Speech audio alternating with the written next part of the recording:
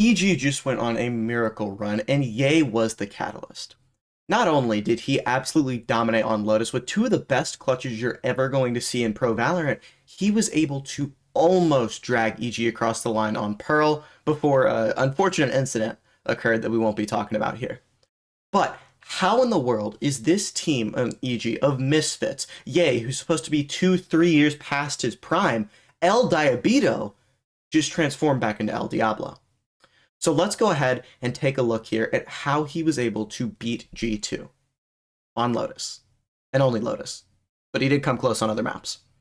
Go ahead and subscribe. You can always unsubscribe later, and let's get into it. EG have not won a round since Pistol, and especially after Jogamo gets this pick here, it looks like it's going to be exactly the game everyone thought it would.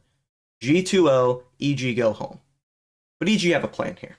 They're going to wait outside C with Superman over here watching flank. Again, EG don't have a Sentinel, so you do have to have Superman making sure there's no aggression over here at B or A, as he'll go back there to do. And they're going to wait on the salvos here. That's what tail meta is, honestly. EG play a very slow attack, and a lot of that can be attributed to waiting for those salvos to come back online. Let me know what your thoughts are on the tail in the comments. But as they're waiting here and sitting outside of main with Superman, again, with no Sentinel, you have to watch that lurk, they have a plan.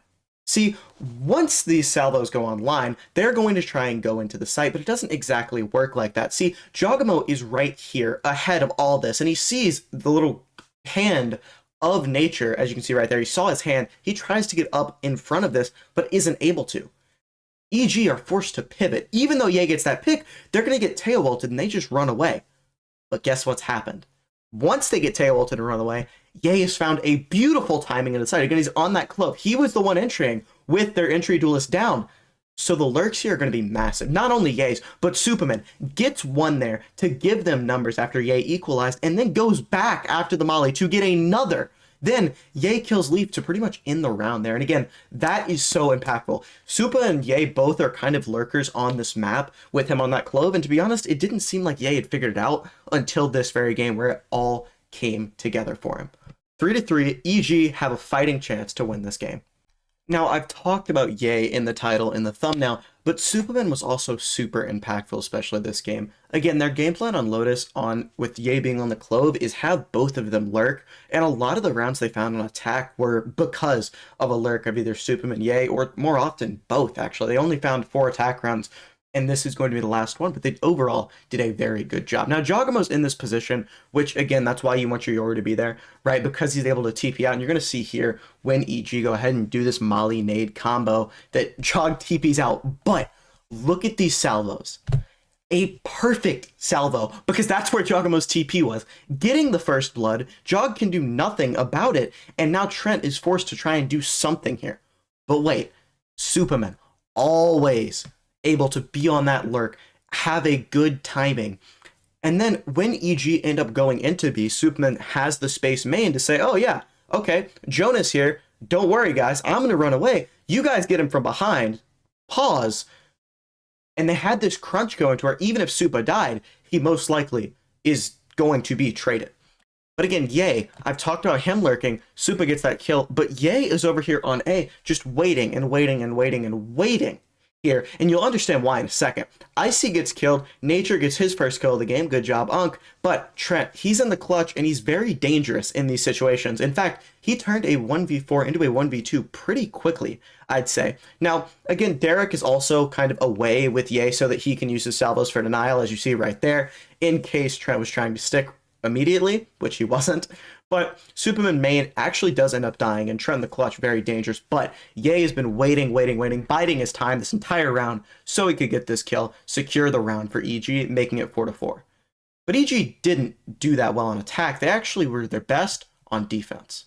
EG are down 4-8. You have to win this pistol round if you want any chance of success. And even if you do, G2's Stinger buy is very formidable. And I'll talk about that more next round. But EG's game plan is kind of cut to pieces by what G2 want to do, to be quite honest with you. EG had the stack on B, and then G2, if you'll notice, Jogamo is tapping this door. And it's part of the advantage of having a Yoru over a Raze in that Jogamo can just TP spawn right now if he wants, and there's still the pressure that forces Nature to rotate over because of this door tap. Obviously, EG can see on the minimap, and they're worried that someone's there, But Jogamo, if he wanted to, right now could just TP back and be with his team. They could hard hit C if they want it. Again, I think Yoru's better compositionally than Raze in general. With this Clove stuff, I'm honestly not too sure. Obviously, EG have a different game plan. I don't know if Yoru would fit that. I personally think so, but obviously I'm not in the prac room, so I don't know. But Icy here is forced to anchor the site. He's actually going to get a very good kill off, buying the Sheriff on Raze, which I'm fine with on defense. Some people decide to buy it on offense, and it just doesn't, it's not very good. But on defense, I'm perfectly fine with that. And as you can see here, it does find some value. This orb is a tiny bit late to bloom, so Icy's able to get that kill onto Leaf right there. And once G2 go into the site, they go ahead, try and get their plant down with 15 seconds left. Icy is going to try and deny it. Unable to. He doesn't even actually try, just thinks about it. But this Jogamo lurk actually could have done a ton, and it almost did win them the round. But Nature over there, he was not a shooter earlier in this game, but he's able to get 2 kills. And even with Trent getting that one, Superman wins them the round and possibly the game with that kill, to be quite honest with you, killing Jonah P and getting them the pistol. But I talked about the Stinger buy on the side of G2. Let's go into detail about that. But let's talk about G2's Stinger buy here. G2 are a team that have done this, and they win around 75% of the time. When they lose their pistol, they're going to sometimes elect to buy 5 Stingers and rush a bomb site, get plant down, and then those Stingers can really go to work. Case in point here, First Blood right there, and now you have a site, you can use your Stingers in their best position, which is the close range engagements. Now, obviously, this is not a normal thing, right? This is G2 are the only team to my knowledge that do this frequently. But the reason is they win 75% of the time. If you lose this round, you have to actually eco next, and then you probably lose that round. So you get 3 rounds instead of the 2 rounds that you're going to lose normally if you eco like everyone else after you lose your pistol. But because they have a 75% win rate, it actually would be throwing to not do this because it wins you more rounds. Now, if this win rate was around 50%, then it starts to teeter into the, is this smart to do category. But right now, G2 had this set up so well to where, honestly, it is, again, throwing to not do this for them. Now, I do hope you'll see some teams when they have guns and their other team is supposed to be saving, they'll do some things incorrectly. They'll get kind of careless. I do hope that the Stinger buy kind of makes some teams a little bit more rigid and smart about how they play the game, but we'll have to see. Now, there is no reason for EG to win this round, but I've talked about the Supa and Yay duo, and especially on this map, they came to life. Again, EG have a Sheriff and 2 Classics, but Superman says, yeah, I'll just shoot them in the head. Actually, go ahead, make it a 3v3, but he's not able to keep the numbers. After all, he does just have that Classic. If he had gotten this kill onto Jonah, that would have been absolutely bonkers, but he gave Yay a chance. Look at this Leaf lurk here. Yay. Leaf here, I'm going to be honest, this map was not good on the side of Leaf. He died first 4 times and didn't just, in general, have a good map. He did great on the other 2, but this map was not his.